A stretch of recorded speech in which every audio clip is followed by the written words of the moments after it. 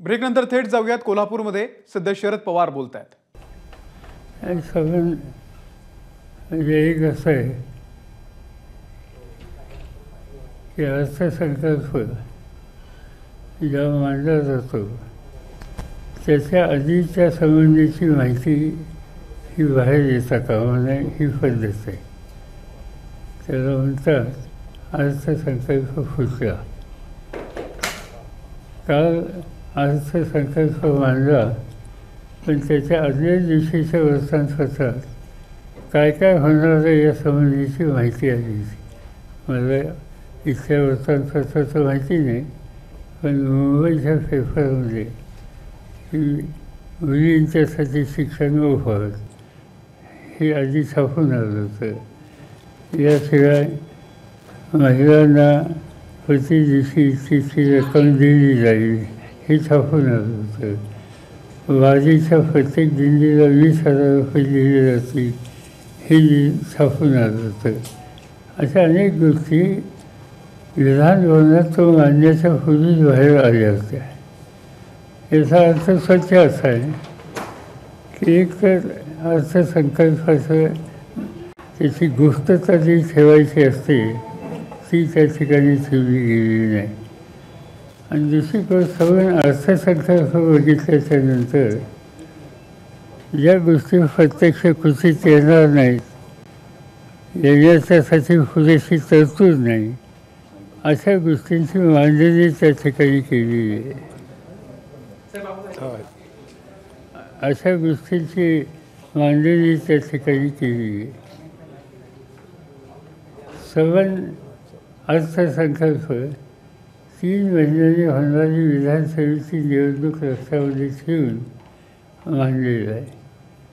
ज्या तरतुदी केल्यात त्या तरतुदी लोकांच्यापर्यंत पोचायला कित्येक महिने लागतील. कारण तरतूद करायची कमी रकमेची आणि प्रत्यक्ष सुचवायचं की अधिक रक्कम दिली जाईल.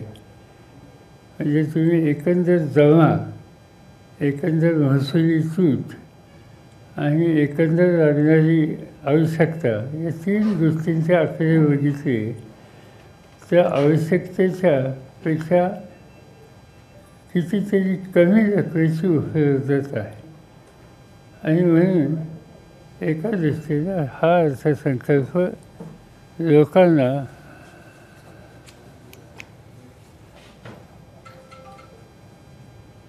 एक काहीतरी आम्ही भयंकर करतो असं दाखवणार आहे. पण माझी खात्री आहे की लोकांचा विश्वास त्याच्यावर बसणार नाही. आणि 2 की जरी विधानसभेच्या निवडणुका नजरेसमोर ठेवून हे आलं असेल तरी प्रत्यक्ष त्याची अंमलबजावणी कितपत होईल याची शंका माझ्यासारख्याला आहे. ह्या अर्थसंकल्पात ज्या योजना सांगितलेल्या आहेत त्या प्रत्यक्षात येतील की नाही याबद्दल तुम्ही शंका व्यक्त केली.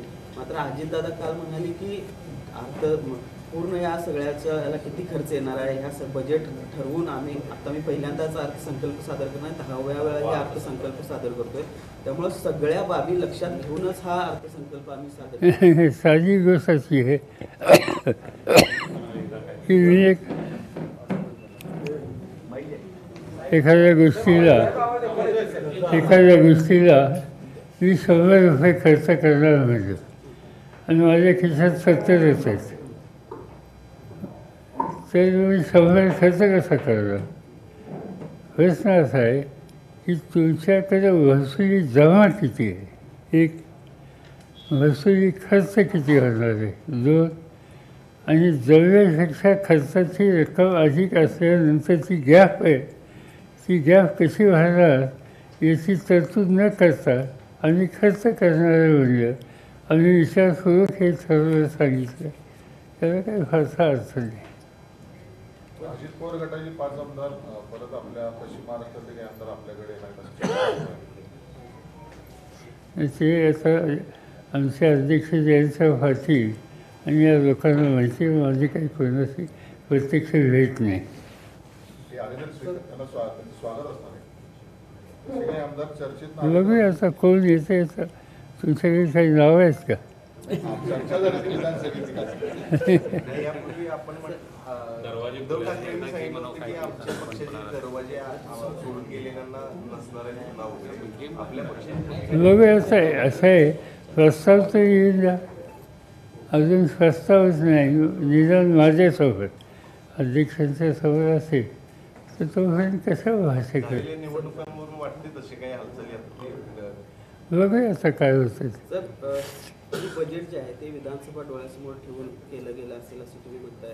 तुम्हाला वाटतं का की लाडकी बहीणसारखी योजना असेल किंवा कृषीचं वीज बिल माफ असेल याचा काय फायदा होईल महायुतीला असं वाटतं एकूणच ज्या पद्धतीने ह्या योजना दिलेल्या आहेत? ते प्रत्यक्ष अंमलबजावणी कधी होईल त्याच्यावर आहे एक. आणि समजा की ही वीज माफी हा निर्णय जर खरंच राबवला तर आज वीज मंडळाची स्थिती काय? त्यांना जो तोटा होता आहे तो तोटा भरून करायची तरतूद जर राहिली नाही, ती राहिली नाही तर ते राबवलं जाणार आहे का काय याची शंका आहे ना. पण या अर्थसंकल्पामध्ये प्रत्येक नागरिकाच्या डोक्यावरती कर्ज पडेल अशा पद्धतीची शंका उपस्थित केली जाते. नाही सरळच आहे ना. कारण जमा मागाशी मी सांगितलं जमा किती खर्च किती मधली गॅप आहे ते म्हणतात आम्ही कर्ज काढणार. ऑलरेडी कर्ज किती आहे हे माहिती आहे त्याच्यातही भर. पण लोकसभेला ज्या पद्धतीचे निकाल आले ते पाहता विधानसभा निवडणुकीत कुठेतरी फटका बसू नये म्हणून अशा या लोकप्रिय घोषणा केल्या असं वाटतं. असं आहे की लोकसभेला महाराष्ट्राचा निकाल 48 जागापैकी 31 जागा आम्हा लोकांना मिळाल्या. म्हणजे 30 क्लिअर आणि एक सांगलीच एका वादातनं. पण नंतर त्यांनी जाहीर केलं की आमच्यावर ते बसणार आणि त्या पार्लमेंटमध्ये ते आम्हा लोकांच्यावर बसले. त्यामुळे 31 जागा असा 48पैकी 31 जागा ह्या विचाराच्या निवडून येतात. याचा अर्थ ट्रेंड काय लोकांचा स्पष्ट होतं आहे. आणि त्याच्यावर जो धसका घेतला आहे त्यातून हे सगळं भाषेचा फुलवरा असलेलं बजेट या ठिकाणी मांडले. आता हा ट्रेंड कायम राहील असं वाटतं विधानसभेचा? कायम राहील म्हणजे लोकसभा निवडणुकीमध्ये महायुतीला ज्या पद्धतीचं मॅन्डेट मिळालं किंवा ज्या पद्धतीची मानसिकता लोकांची पाहायला मिळाली आता विधानसभा निवडणुकीत देखील ही परिस्थिती कायम राहील असं वाटतं? काय हरकत नाही झालं. कारण की लोकांची मानसिकता स्वस्थ झालेली आहे आणि लोक या मोदींच्या कारभारावर खुश नाहीत. म्हणजे मोदी पुन्हा पुन्हा सांगत होते की माझी गॅरंटी ती गॅरंटी काही चाललेली दिसत नाही. आणि आणखी एक गोष्ट त्यात मोदींची आहे की संबंध प्रचाराचा भार ट्रस्ट हा मोदींच्यावर होता.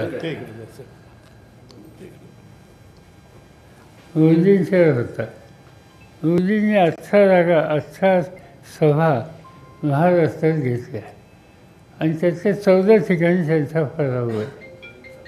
म्हणून माझी तर आग्रहाची विनंती आहे की महाराष्ट्राच्या विधानसभेच्या निवडणुकीत मोदी साहेबांनी जास्तीत जास्त सभा घ्याव्यात.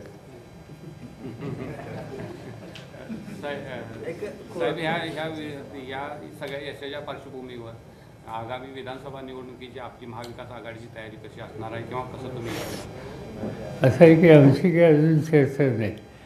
आम्ही असं ठरवलं आहे की राष्ट्रवादी काँग्रेस पक्ष आमचा काँग्रेस पक्ष आणि उद्धव ठाकरेंच्या नेतृत्वाचा पक्ष तिघंजण एकत्र आम्ही बसून याचा निर्णय घेणार आहोत. याच्यामध्ये माझी सूचना त्या बैठकीत अशी राहणार आहे की कालची जी निवडणूक झाली याच्यामध्ये शेतकरी कामगार पक्ष, डावे कम्युनिस्ट, उजवे कम्युनिस्ट या लोकांनी आम्हाला मदत केली. या लोकांनी आम्हाला मदत केली. आणि म्हणून जरी आम्ही तिघं बसणार असलो तर हे डाव्या विचारसरणीचे जे घटक आहेत आणि जे मोदी सरकारचे विरोधी आहेत त्यांनाही बरोबर घ्यायचा आमचा प्रयत्न आहे. आणि आमची चर्चा झाल्याच्या नंतर जागांचं वाटप झाल्यावर तो पक्ष त्यांच्या सहकार्यांना त्यांच्या संघटनेला विश्वासात घेऊन त्यांचे निर्णय घेतले. विधानसभा निवडणुकीत मुख्यमंत्री पदाचा चेहरा असल्याशिवाय समोर जाणं हे धोक्याचं आहे असं परवा संजय राऊत म्हणाले. तुम्हाला तसं वाटतं का विधानसभेला एखादा मुख्यमंत्री पदाचा चेहरा असणं गरजेचं आहे? असं आहे की आमची आघाडी हाच आमचा सामुदायिक चेहरा. त्याच्यात कोणतीही एखादी व्यक्ती आमच्या निर्णयासमोर सामूहिक नेतृत्व हे आमचं सूत्र आहे. उद्धव ठाकरे असू शकतात का मुख्यमंत्री पदाचा चेहरा? आता सांगितलं ना, सामूहिक नेतृत्व. ज्या पद्धतीने लोकसभा निवडणुकीनंतर विश्लेषण समोर येत आहे, देवेंद्र फडणवीसांनी पहिल्यांदाच जबाबदारी घेतली आणि राजीनाम्याची तयारी सुद्धा दाखवली. म्हणजे मंत्रिमंडळातनं मला मुक्त करा अशा पद्धतीची मागणी केली. दुसऱ्या बाजूला अजित पवार गटावरती सुद्धा आहे ते वारंवार भाजपच्या मुखपत्रातून किंवा अनेक गोष्टीतून आहे ते टीका भाजपचे नेते करताना पाहायला मिळतात. त्यांना घेतलं आणि आमचा फटका होता. उघडपणे हे सगळं बोललं जाते. काय वाटते हे सगळं? त्याचे अंतर्गत प्रश्न आहे, त्याचा मी कसा भाष्य करू? हा त्यांचा प्रश्न आहे, दुकानच त्यांचं आहे. लोकसभा अध्यक्षांनी आपल्या भाषणामध्ये ज्या पद्धतीनं आणीबाणीचा उल्लेख केला, इंदिरा गांधींचा त्यामध्ये उल्लेख केला, कसं बघता याकडं? ज्या पद्धतीने असं आहे की लोकसभेच्या अध्यक्षांचा त्या ठिकाणचं भाषणाचा तो जो भाग होता तो त्या पदाच्या प्रतिष्ठेला सोडणार नव्हता.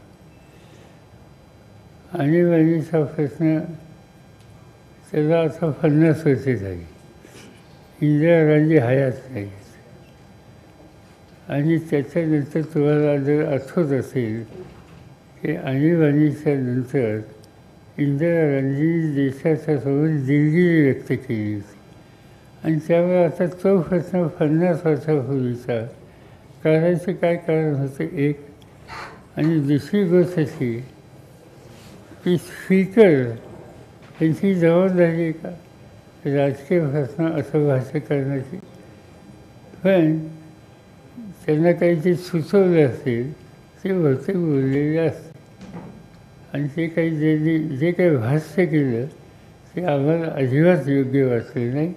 त्या पदाची प्रतिष्ठाला धक्का देणार आहे. आणि तिथंच नाही, इव्हन राष्ट्रपतींच्या भाषणात सुद्धा त्याचा उधळता उल्लेख होता. तोही करण्याची आवश्यकता नव्हती. साहेब, राज्यात कायदा व सुव्यवस्थेचा प्रश्न निर्माण विशेषतः पुण्यामध्ये ही अवस्था आणि असं आहे की पुण्यामध्ये गेले काही दिवस जे पुढे येते ती नव्या पिढीला व्यसनाधीन बनवण्यासाठी ज्या गोष्टीचा प्रचार किंवा विक्री केली जाते ती वाढलेली आहे असं दिसतंय. आणि हे वाढतं प्रमाण एकंदर कायदा आणि सुव्यवस्थेच्या दृष्टीने अत्यंत घातक आहे. आपण अपेक्षा करूया की राज्य सरकार याची शहाणपणाने नोंद घेईल. संविधानावरून या सगळ्या लोकसभा निवडणुकीमध्ये प्रचार झाला किंवा संविधान बदलायचं आहे अशा पद्धतीने हा सगळा काही प्रचार झाला. त्यानंतर शशी थरूरांनी परवा शपथ घेताना शेवटी जय संविधान म्हटलं, ज्याला लोकसभा अध्यक्षांनीच आक्षेप घेतला. कसं बघताय? असं आहे की शपथ घेताना त्याचा एक ध्यासा असतो, त्याच्या बाहेर जायचं नसतं. आणि अनेकदा नवीन किंवा निवडून आलेले सभासद शपथ घेताना त्या ध्यासाच्या बाहेरचं काही उल्लेख हे करतात. आणि ते केल्याच्या नंतर जे कोणी स्टेजवर असतील त्यांना थांबावं लागतं. त्याच्यात काही फारसंही नाही. पण जय संविधान हे म्हणणं हा काय ऑब्जेक्शन किंवा कुणावर टीका नाही. कॉन्स्टिट्यूशन आहे देशाची. शपथ मी घेतली. आपण म्हणतो शपथ घेतल्याच्या नंतर महाराष्ट्रातला असा तर जय हिंद जय महाराष्ट्र.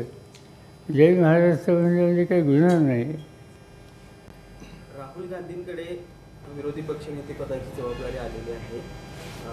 वाटतं का न्याय देऊ शकतील आणि काय विश्वास आहे त्यांच्याबद्दल? कारण नाही, ज्या पद्धतीने चांगली गोष्ट झाली. एक असं आहे की ज्या पक्षाचे सत्ताधारी पक्षाच्या शिवाय विरोधी अधिक सदस्य निवडून येतात त्यांचाच विरोधी पक्षनेता करण्याची आवश्यकता आहे, कारण त्यांच्याकडे संख्याबळ आहे.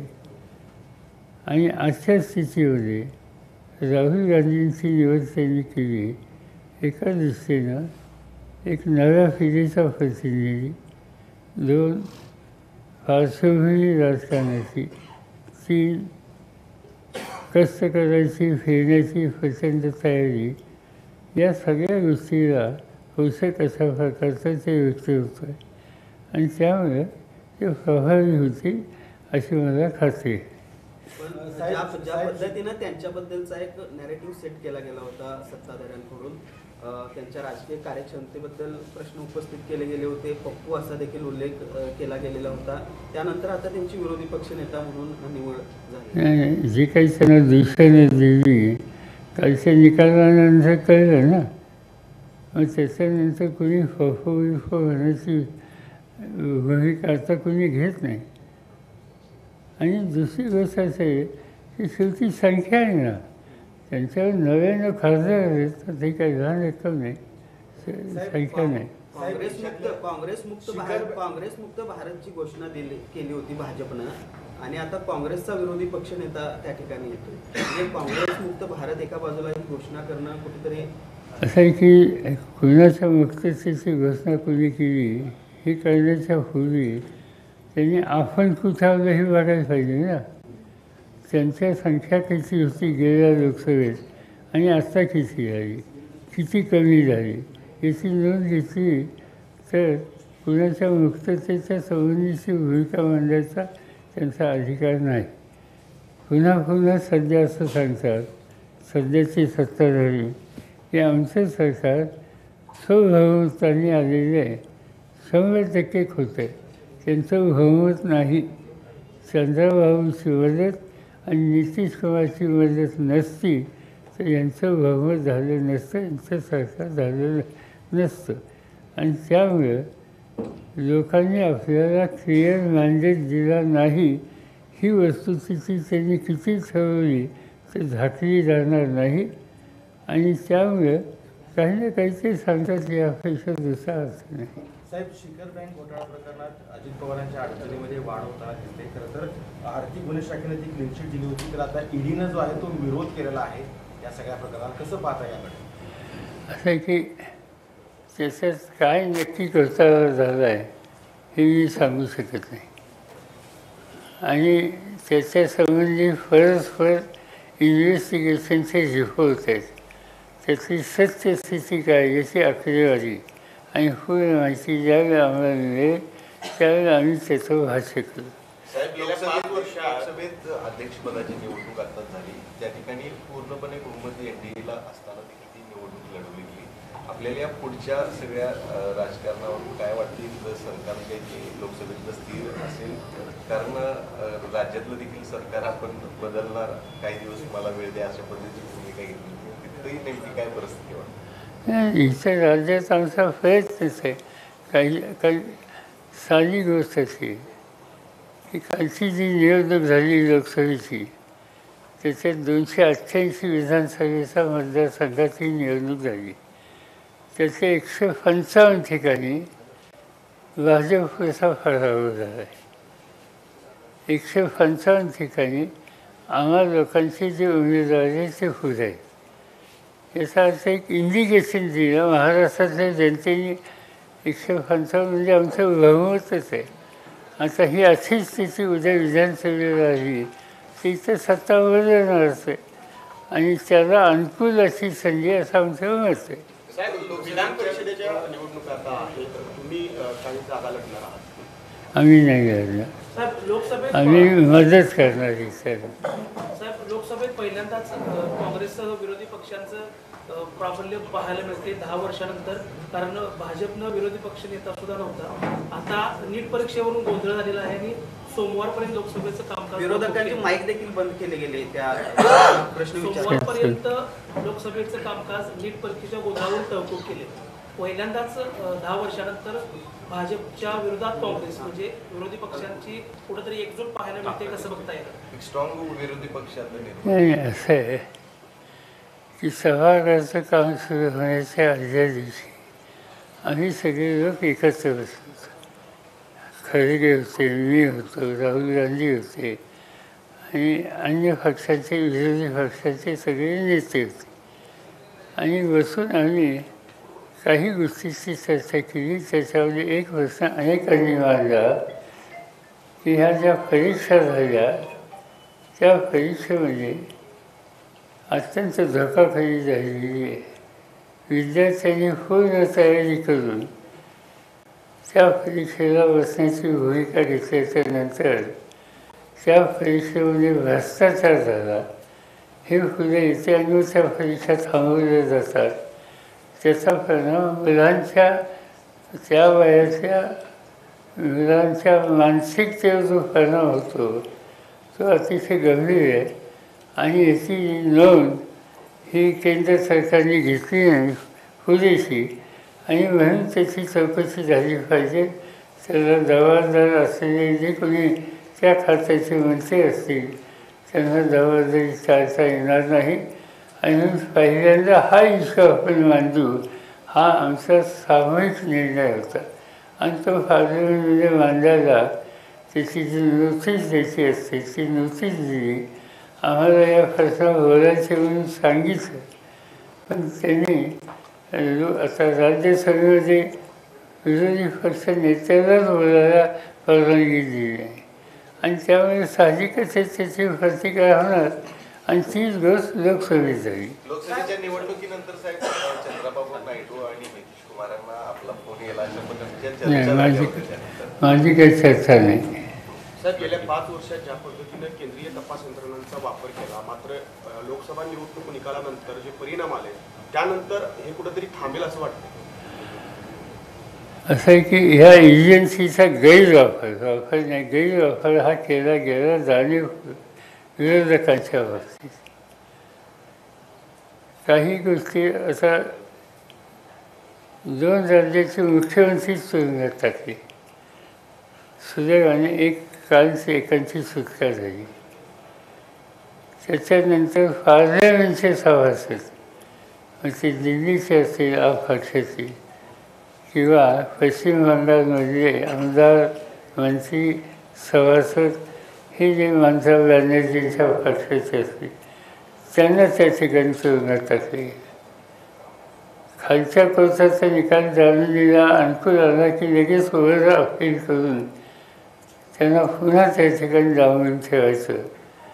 याचा अर्थ सरळ या एजन्सीच्या अधिकाराचा जाणीवपूर्वक गैरवापर केला जातो.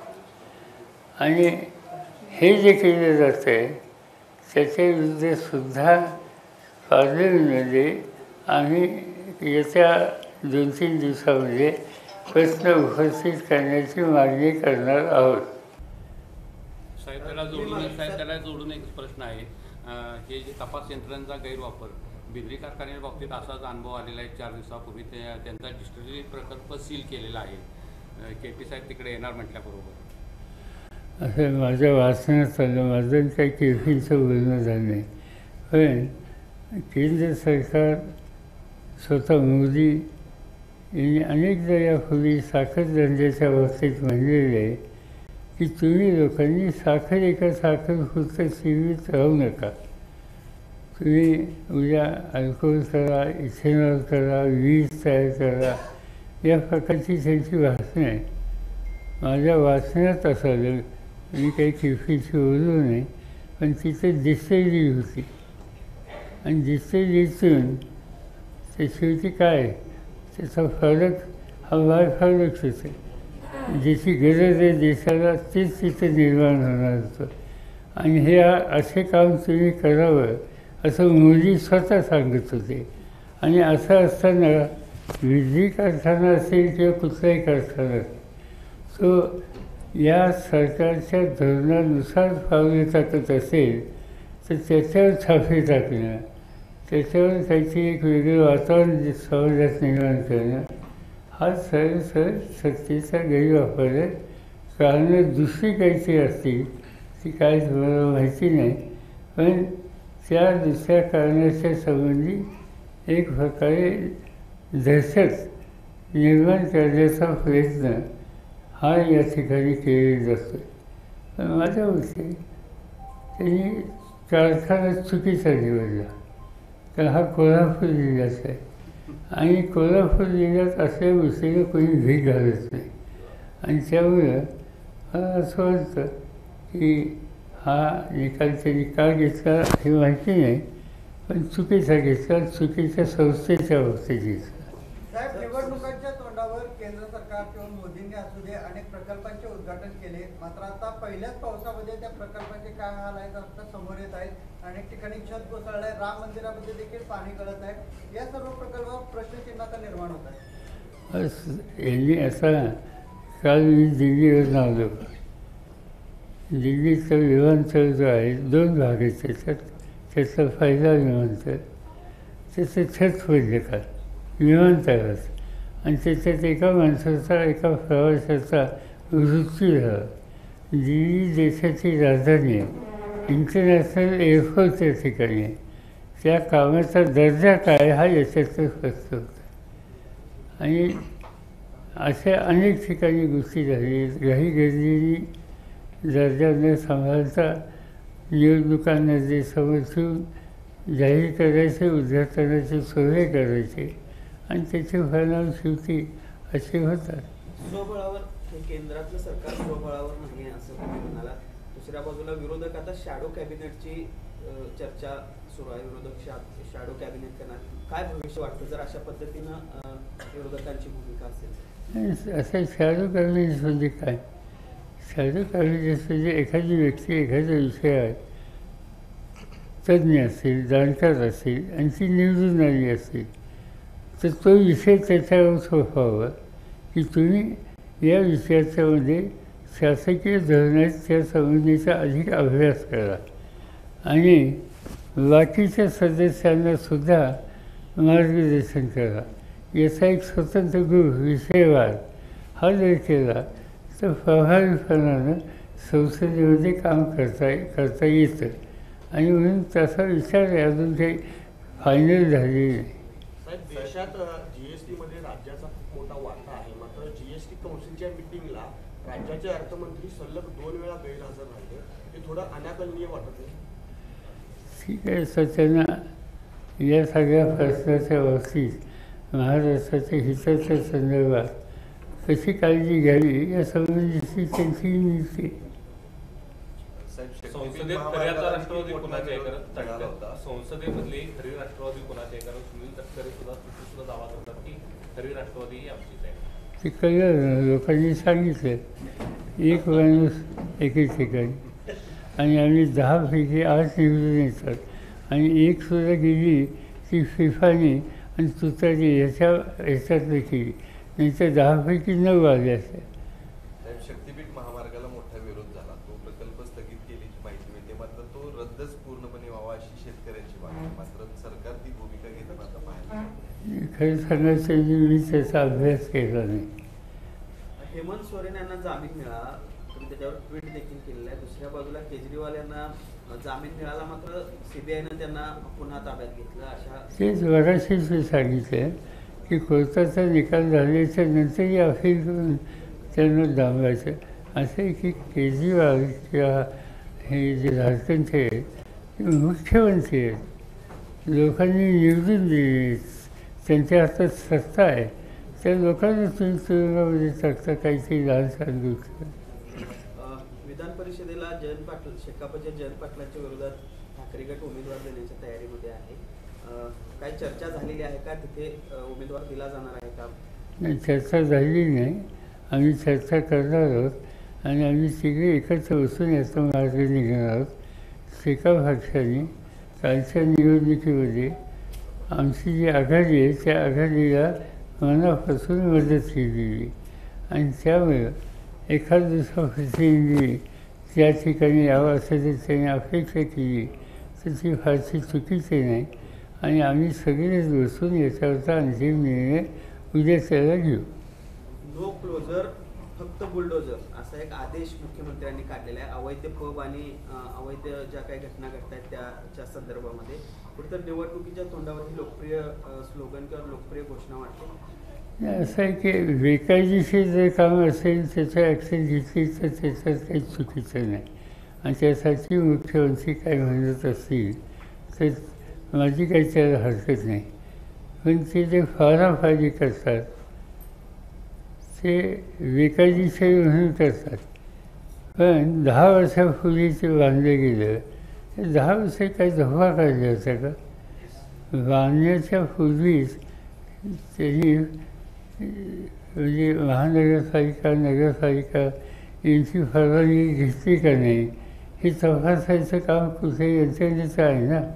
ते न करता एक अर्ध्या वर्षाच्या नंतर असा निर्णय घ्यायचा. निर्णय योग्य आहे बेकायदेशीर म्हणून पण हे उशिरा सुचलेलं शहाणपण आहे. काल अभंग सादर करत खरं तर पवारांनी संकल्प देखील मांडला. त्यानंतर वारकरी महामंडळाच्या देखील स्थापनेचा निर्णय घेतला. आपण देखील वारीमध्ये सहभागी होणार आहेत 7 तारखेला. तर एकंदरीत या महामंडळ मी सहभागी मी काही चालत जाणार नाही. एक आमचं जे गाव आहे बारामती तालुक्यात काठाची वाडी तिथनं वारी जाते आणि माझ्या घरातले माझी आई वगैरे तेव्हापासून ते वारीच्या लोकांना जेवण देतात.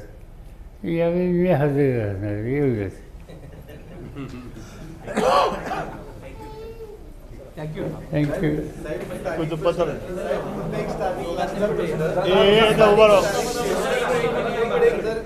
KP पाटील साहेब आणि AY पाटील साहेब आपल्या सोबत आहेत.